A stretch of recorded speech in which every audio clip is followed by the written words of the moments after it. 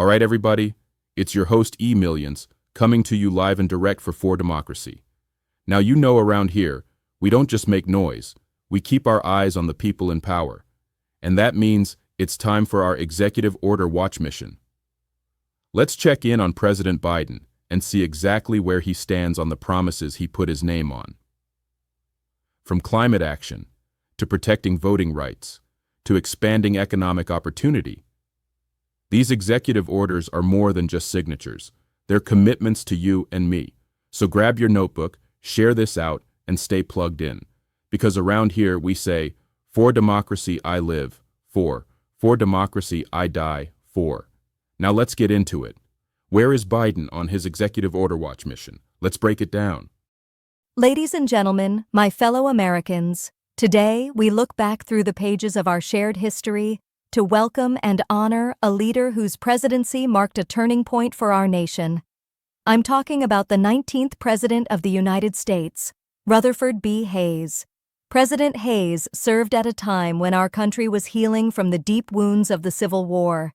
He came into office through one of the most fiercely contested elections in our history, an election that tested our democracy, but ultimately showed the world that we can resolve our differences through the Constitution, the courts, and peaceful transition of power. During his time in office, President Hayes oversaw the end of Reconstruction, a period of both hope and heartbreak, and set our nation on a path to rebuild and reconcile. He was a champion for civil service reform, standing up against corruption and laying the groundwork for a government that would better serve the people, not political machines.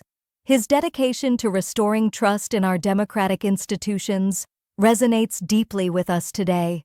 In this moment, when we still wrestle with how to protect the sacred right to vote, how to ensure equal opportunity for all, and how to bring our divided communities together, we can draw lessons from President Hayes's unwavering commitment to national unity and integrity in public office. So, as we reflect on how far we've come and how much work remains, let us remember the legacy of Rutherford B. Hayes, that a president's true measure is not just the challenges he faces, but the hope and trust he leaves behind for the generations that follow. Please join me in welcoming, in spirit and in history, the 19th President of the United States, Rutherford B. Hayes. Good day, my fellow Americans. I am Rutherford Burchard Hayes, the 19th President of these United States. My time in office was shaped before it even began by a bitterly contested election, the likes of which our republic had never seen. On November 7th, 1876, the people cast their votes. But when the electors met on December 6th, neither I nor my opponent, Samuel Tilden, reached the 185 electoral votes needed to claim victory outright. Disputed returns poured in from Florida, Louisiana, Oregon, and South Carolina. Each state sent conflicting slates of electors. The Constitution, as it then stood, offered little clarity on who would judge these disputes. Democrats controlled the House, Republicans the Senate. With no clear arbiter, Congress formed special committees in December to recommend a way forward. Tensions were high. Many feared this impasse could tear the country apart. At last, on January 29, 1877, President Grant signed a landmark measure, an act creating an electoral commission. This body, 5 representatives, 5 senators, and 5 Supreme Court justices, would decide the outcome.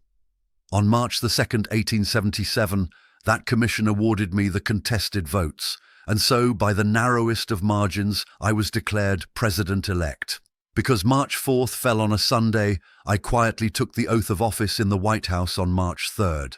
2 days later, I was inaugurated publicly on the east portico of the Capitol. In those early days, I sent my cabinet nominations to the Senate. Some senators, opposed to my election and determined to resist any sign of legitimacy, tried to block my appointments. Yet by March 12th, after much public support, every nominee was confirmed.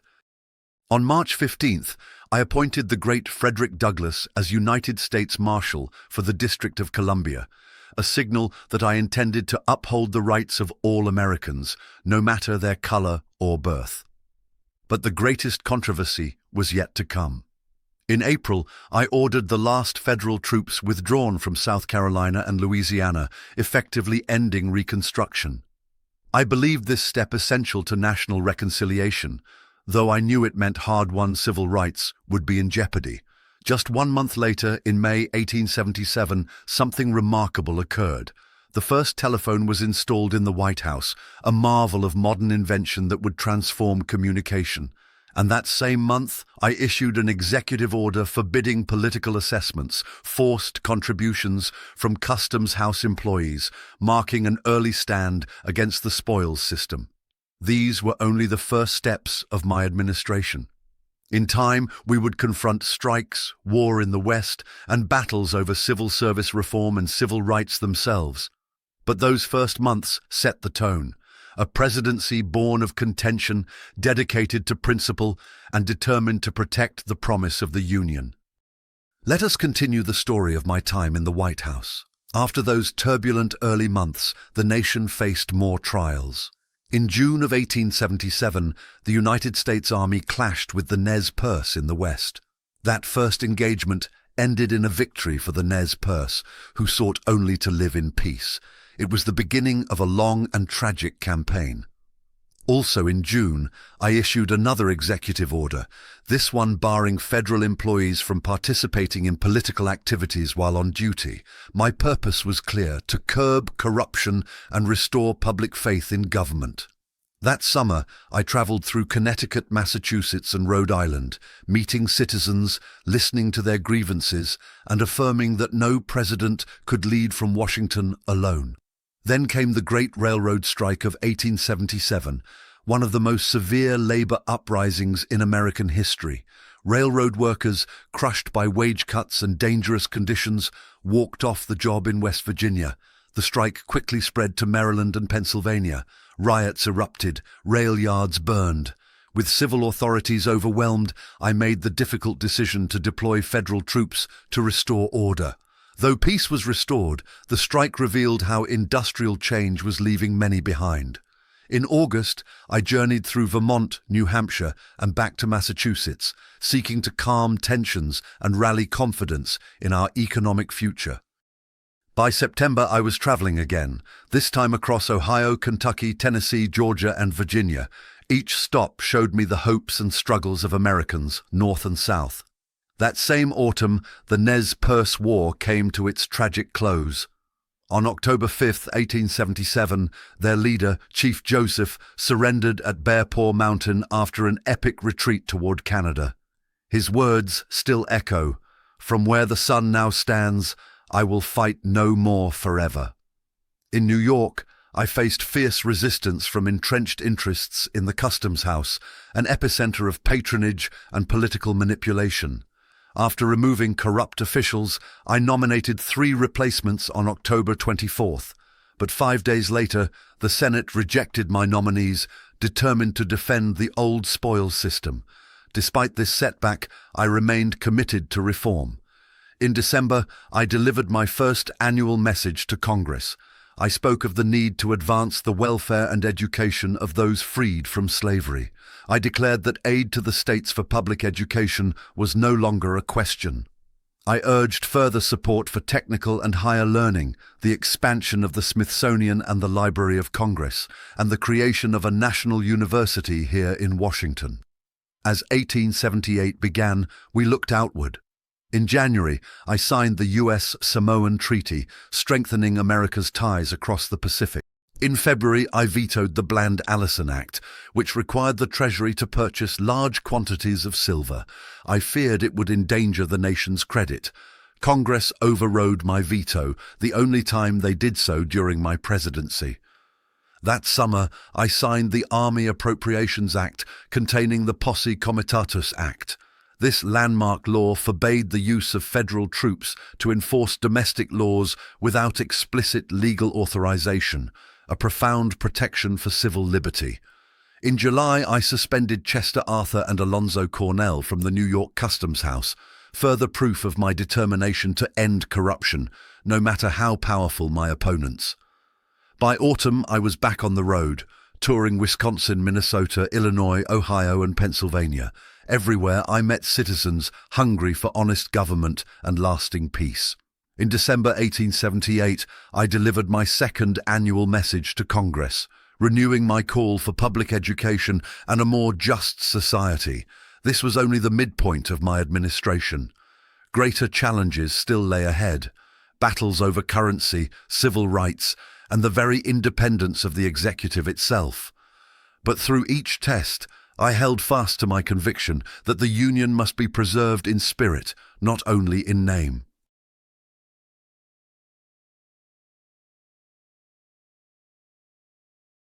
As 1879 dawned, the work of rebuilding and reforming America continued. On January 1st, I resumed payments in gold for the Civil War greenbacks. This restored confidence in the currency and signaled that our finances were at last returning to stability after the upheavals of war and Reconstruction. In February, the Senate finally confirmed my nominees for the New York Customs House, after years of controversy and delay. That same month, I signed an act allowing women to practice before the Supreme Court of the United States, a small but important step forward for the rights of women in American life. In March, Congress sent me a bill to restrict Chinese immigration by unilaterally rewriting the Burlingame Treaty. I vetoed it. I told Congress that treaties are the law of the land and cannot be set aside at will. Moreover, such a measure risked retaliation against American citizens living in China. As the spring unfolded, more conflicts with Congress erupted.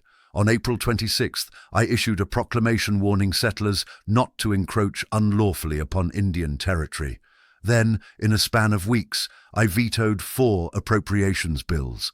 The first, on April 29th, objected to provisions forbidding the use of troops to keep the peace at election sites.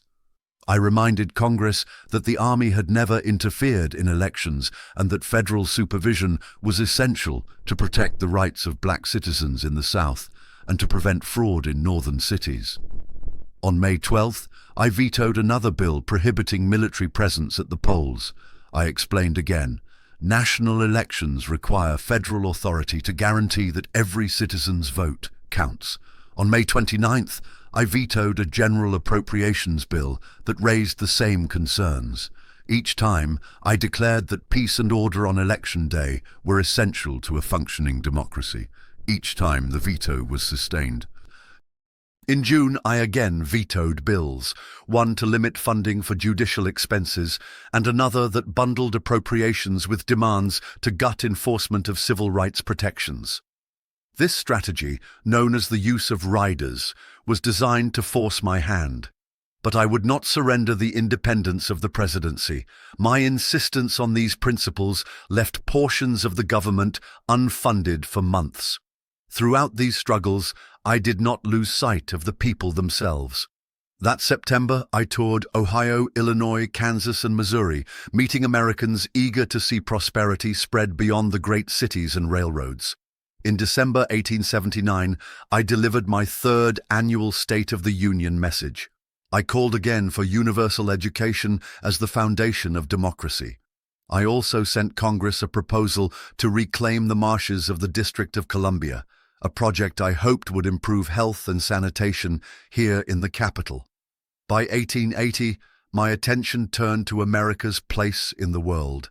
In March, I voiced my support for building a canal across the Isthmus of Central America, a vision that would not become reality. In June, I again vetoed bills, one to limit funding for judicial expenses and another that bundled appropriations with demands to gut enforcement of civil rights protections. This strategy, known as the use of riders, was designed to force my hand. But I would not surrender the independence of the presidency. My insistence on these principles left portions of the government unfunded for months. Throughout these struggles, I did not lose sight of the people themselves. That September, I toured Ohio, Illinois, Kansas, and Missouri, meeting Americans eager to see prosperity spread beyond the great cities and railroads. In December 1879, I delivered my 3rd annual State of the Union message.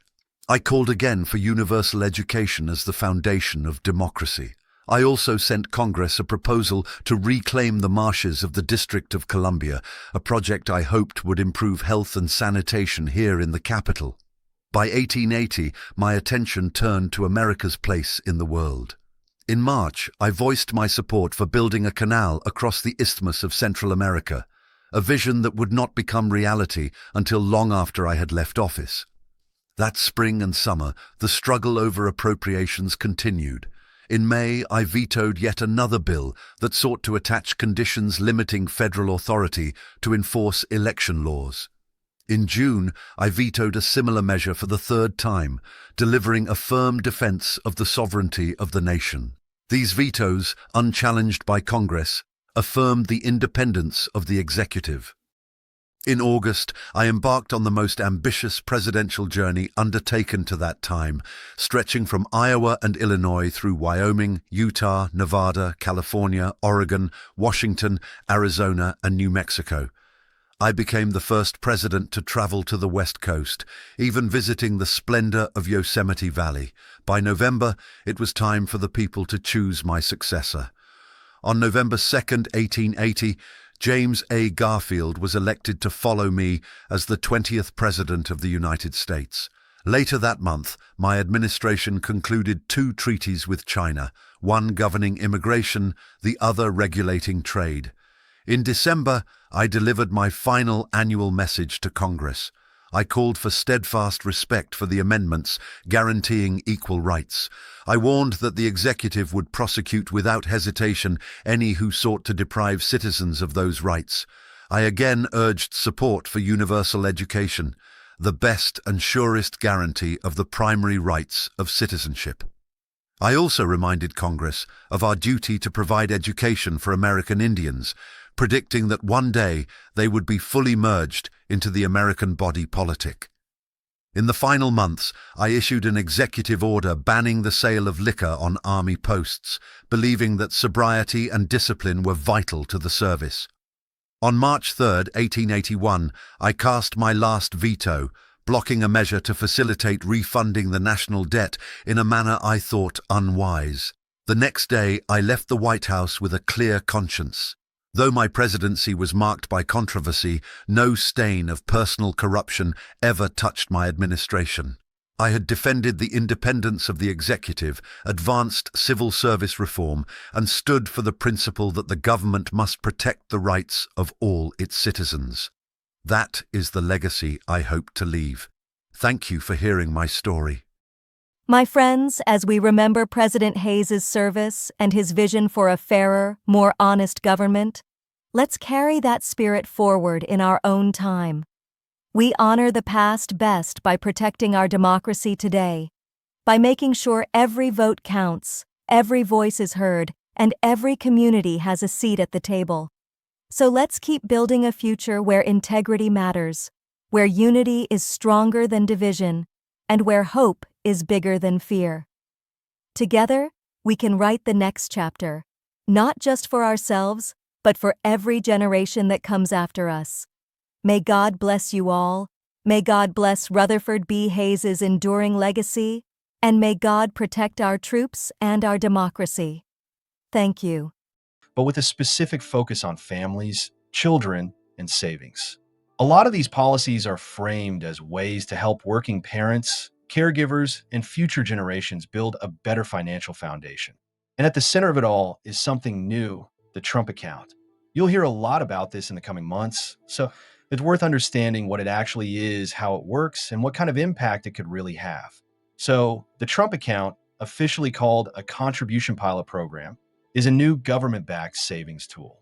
It's designed to automatically deposit up to $1,000 for every qualifying child born between 2025 and 2029. That money would go into a special investment account controlled by the child's family. And it's meant to grow over time through interest or market performance. The idea is to give each child a small head start in life, sort of like a baby bond or a government-seeded Roth account. Now, this sounds pretty promising at first glance, but the bill doesn't specify everything. There's still a lot of questions about who qualifies, how the money is managed, what investment options are offered, and when the funds can actually be used. And while the program is being promoted as a major benefit, $1,000 spread over 18 years without additional contributions won't create life-changing wealth.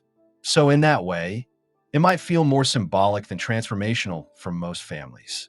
That said, for lower-income households who don't have access to savings tools at all, it's a start. If this program actually gets the support systems it needs, like automatic enrollment, no fees, and good financial education, it could grow into something more meaningful. But for now, it's a test run. Right alongside the Trump account is a group of tax credits aimed at helping families right now, not just years down the line. First up is the Child and Dependent Care Tax Credit. This is meant to help parents offset the cost of childcare, which, as we all know, can be outrageous. Under this bill, the credit is expanded. The percentage of expenses you can claim goes up, and more families can qualify for the maximum amount. That's especially helpful for two-parent households where both parents work full-time. There's also an expansion of the Dependent Care Assistance Program. That's the benefit some employers offer where you can set aside pre-tax dollars for childcare. This bill raises the limit on how much you can put into that account, meaning you can shelter more of your income from taxes if you use it for daycare or after-school care. And then there's the adoption credit, which gets a boost too. If you're adopting a child, especially one with special needs, the new rules make it easier to claim the full credit, and they broaden the definition of who qualifies. In fact, tribal governments are now recognized as having authority to determine whether a child has special needs. That's a meaningful update for Native families who often face unique adoption challenges. For people with disabilities, the bill enhances tax treatment of ABLE accounts, which are savings accounts that don't count against benefit eligibility. There's an increased contribution limit for these accounts, and you can now roll over money from certain retirement or college savings plans into them. That's a helpful option for families who started saving for one purpose and then found their needs changed. What's more, the employer-provided childcare tax credit is also expanded. This means if your job helps pay for your child's care, either through on-site programs or by subsidizing outside providers, your employer could get a bigger credit for offering that support. And ideally, that could encourage more companies to provide family-friendly benefits. And if you're a student or helping someone pay off student loans, the bill includes a small but noteworthy provision. The exclusion for employer payments towards student loans is being kept and extended. That means if your workplace offers student loan repayment assistance, you won't be taxed on the money they contribute. This provision was originally introduced as a temporary pandemic-era perk, but under the new bill, it sticks around a bit longer. The bill also tweaks what counts as a qualified education expense under 529 savings plans. Things like credentialing programs and certain post-secondary job training courses now qualify. That's helpful for students who aren't on a traditional college track, but still need specialized training to enter a trade or career. And just like with the senior deduction, these family credits phase out. If you're earning above certain thresholds, especially as a couple, some of the most generous parts of these benefits start to shrink. So families on the higher end of the income spectrum might still benefit, but not as much. So then, what's the bigger takeaway here? This section of the bill is clearly trying to position itself as pro-family, pro-parent, and pro-child. It offers a combination of immediate tax relief and longer-term savings incentives. But at the same time, it's layered with complexity, eligibility limits, caps, phase-outs, and uncertain implementation details. And while the Trump account is getting the most attention, it's arguably the part with the least guaranteed impact. A one-time $1,000 deposit sounds good in a headline, but unless it's paired with strong follow-up programs and support, it's not going to dramatically change someone's financial future. Still, it opens the door to a bigger conversation about how we support the next generation. This section appears under Title VII, Chapter 5, and it marks a major policy turn in the way the government approaches energy and climate investment. It's essentially split into two parts. First, it pulls the plug on a wide range of clean energy tax credits and subsidies, many of which were put in place to reduce emissions and support green innovation. Then, it shifts funding and tax incentives toward traditional energy like oil, gas, and certain industrial manufacturing. Supporters call this a return to energy independence. critics see it as a rollback of climate progress. Either way, the impact is real and far-reaching, especially for people working in or investing in energy sectors. So let's start with the repeals. The bill terminates just about every major tax credit tied to clean energy that was passed over the last few years. That includes the previously owned clean vehicle credit, the new EV credit, credits for commercial clean vehicles, and even the refueling property credit that help people and businesses install EV charging stations. All gone. That's not just a hit to buyers. It also removes financial incentives for car companies, developers, and infrastructure providers who are building business plans around these credits. If you were planning to buy an electric car and get some money back at tax time, that window just closed. Same goes for home upgrades.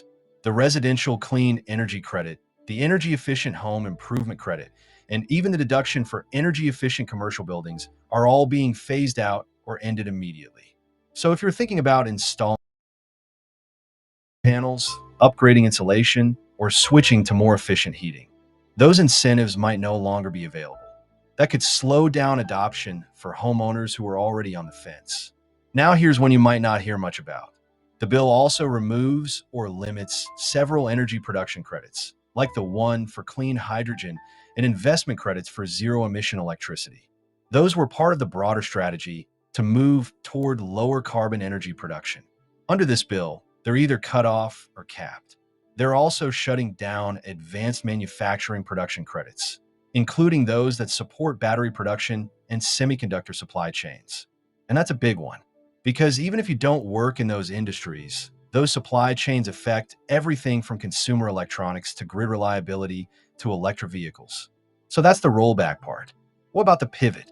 In subchapter B of this section, the bill shifts its support to America First energy policies, which means expanding tax breaks and financial incentives for fossil fuel producers. That includes things like clean fuel production credits, which sound like they support renewables, but in this case are being modified to include things like biofuels or natural gas derivatives, not necessarily wind or solar. There are also restrictions placed on carbon capture subsidies, meaning fewer incentives to store or offset emissions. But in the same breath, the bill reclassifies income from things like hydrogen storage, geothermal, and advanced nuclear as eligible for special tax treatment under publicly traded partnerships. That means companies in these spaces could start attracting more investors by offering tax-deferred income, much like oil and gas pipelines have done for years. They also allow deductions for intangible drilling and development costs, which is a tax break oil companies have used for decades. These costs, like planning, site prep, and equipment, can now be written off faster, which lowers the company's tax bills and incentivizes more drilling. And here's one that sounds niche, but really isn't. They're allowing special payments to individuals who dye fuel. That's a reference to colored diesel fuels used in agriculture and construction. It's a small line item, but it shows just how deep this bill goes in trying to remove regulatory or financial burdens on traditional energy users. There's also a ban on extending the Advanced Energy Project Credit, which was one of the key tools used to lure clean tech companies into building factories in the US. Without that credit, it becomes harder to justify large, capital-intensive green projects, especially if they're competing against fossil fuel alternatives that just got new tax breaks. So, taken together, what does all this really mean? For one, it's a huge reversal of the direction we've been heading for the last 5 to 10 years. Clean energy industries that were scaling up with federal support will now have to rely more on private funding or cut costs. And that could slow job growth in those sectors or even trigger layoffs in places that were counting on green investment. Meanwhile, fossil fuel companies, drilling operations, and heavy manufacturing groups are getting a clear signal. Go ahead, expand. The financial incentives are back, the oversight is lighter, and the government's on board. That said, this section doesn't eliminate all green energy support. Some programs, like limited hydrogen development or geothermal investment, are still technically eligible. Family. Before we wrap up, let's take a moment to thank every president who came before for their part in building this great nation we call home. From their triumphs to their trials, they each laid down bricks on the road we're still walking today. But you and I both know it doesn't stop there. It's on us now to make sure the next steps we take are the right ones. And that means taking a real, honest look at the big, beautiful bill, line by line, promise by promise, so we truly understand how it's going to shape our communities, our pockets, and our freedoms for the next 10, 20 years and beyond. So stay locked in with us at For Democracy. Visit amillions.org, share what you learn, and help your people get informed. Because remember, for democracy, I live for. For democracy, I die for. Let's do the work and keep this dream alive. Thank you, and I'll see you next time.